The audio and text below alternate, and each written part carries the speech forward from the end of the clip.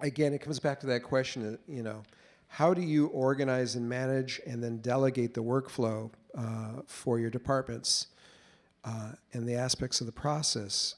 And of that process, what gives you the most pleasure? I mean, you're dealing with history, you're dealing with the reality of many years later trying to recreate it, you're working in real environments, and obviously working in real sets. There's no dancing candelabras here.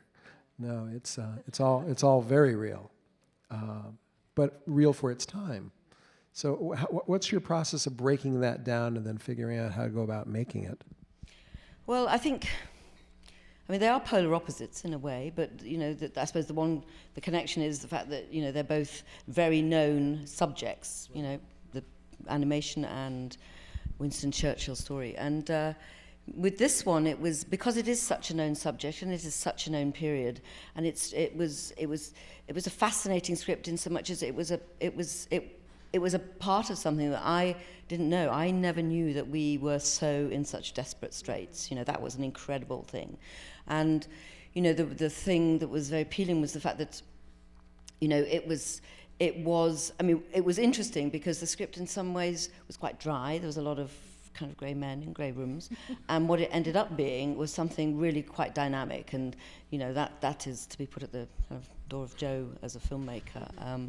And so that was the challenge, was to do something with it that just kind of gave you a kind of an undercut, something that we hadn't necessarily, overly seen before. And for us, from a visual point of view, was to kind of get into the fingernails of what was going on at the time, and how we were coming out of the Depression, we were coming out of the First World War, and we were deeply unprepared to be stepping into this, So from a visual point of view, for me, as a counterpoint of the two films that is a counterpoint to is something like Downfall of Valkyrie, where you looked at, say, Hitler's bunker, and how sharp and hard and brash, and there's something much kind of softer and warmer and make do and mend and chaotic, and it was genuinely as kind of chaotic as that.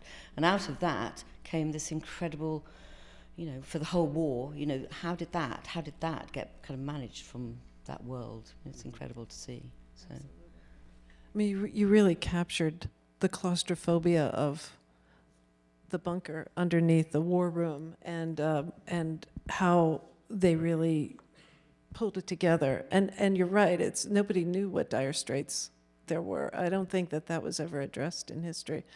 So really fascinating to see that. But now, I know that here in the States, when we have to recreate the White House, it's the most photographed building. Did you find enough historical research of like Parliament and all the specifics that are? I was fascinated, of course, by the details, because we're all manic about the details. And actually, was Parliament a build or was that a location? That was a build. And it was interesting because it was, we did have a kind of permission. We shot at the real exterior of Downing Street, and we were given permission to shoot in the House of Parliament. We did shoot in the Great Hall and things like that. But when we actually came to looking into exactly what we could shoot in Parliament, you couldn't sit down. That was one of the rules. It's a bizarre rule that nobody but the kind of right honourable bum can sit on that seat. So that was it. That's a bit of a snag. That was a bit of a. There's a problem there. And they voted in a majority for that. Yeah, exactly. The bums on the seat. Bums on the seats. So Joe rightly fought very hard for us to get a bit of an extension on our budget to be able to build that. But in fact, that is correct. Whereas our House of Parliament now, our House of Commons, had a direct hit in 1941 and is rebuilt. And it's lighter in colour, and the seats are greener, and it's simplified in its detail. So we were lucky enough to then go back and to create something that was much more suited to the look and feel of our film, apart from it being the kind of reality of what it was like then. So. But I read somewhere also that the mace that is present is only present when the Queen is not present. Is that correct? Or something to that effect? Things like that. I mean, the Queen really can't go into the House of Commons so much. She has to stay in the House of Lords, really, apart from when she opens it. But it's interesting, we had, I suppose the House of Commons is the most exact replica of anything that was done on that film. So whereas everything else was sort of, it was just more evocative of what it would have been like.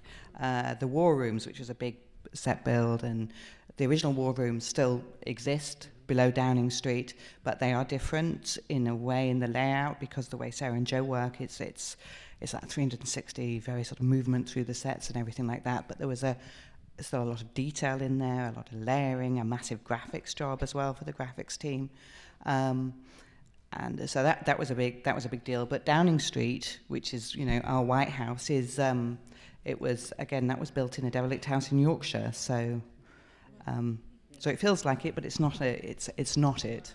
Yeah. And you chose not to restore it, right? Is that it was a little more textured? Well, I mean, interestingly, so we went, we went round Downing Street. We had amazing access, and Eric Fellner, our producer, knew David Cameron, and at the time, there was.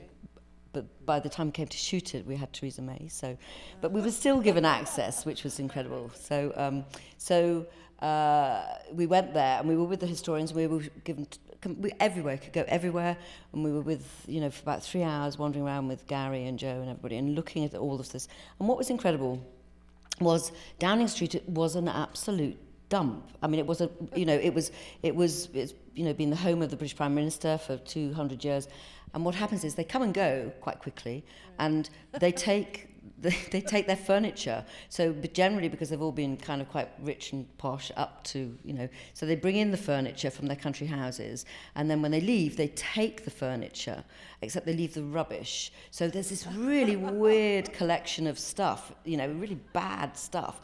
And, it's the leftovers from all these, I don't know, maybe I'm doing them down. Were they the leftovers when the Churchills moved in? But yeah, but that's the whole thing. And also, the whole thing was, it was falling down. It was, because there was never the time to renovate it, and it was unsafe. And the historian told us, that when they have parties in the back rooms, that the floors are so kind of rotten that when there was more than 20 people in one room, they'd have to slightly kind of split the parties up and move them around because it was that rough. And so, obviously there's a lot of apocryphal stuff in there, but what was great was it kind of fell in with our kind of telling of the story, that Downing Street was on its uppers, everything was on its uppers, Buckingham Palace was on its uppers, it's kind of like, it felt in need, it felt in kind of need of love and things. And so being able to create it and not being specific, the staircase isn't inside the front door, and, but it felt like Downing Street. So we found this derelict house, Georgian house in Yorkshire, and in the middle of an estate,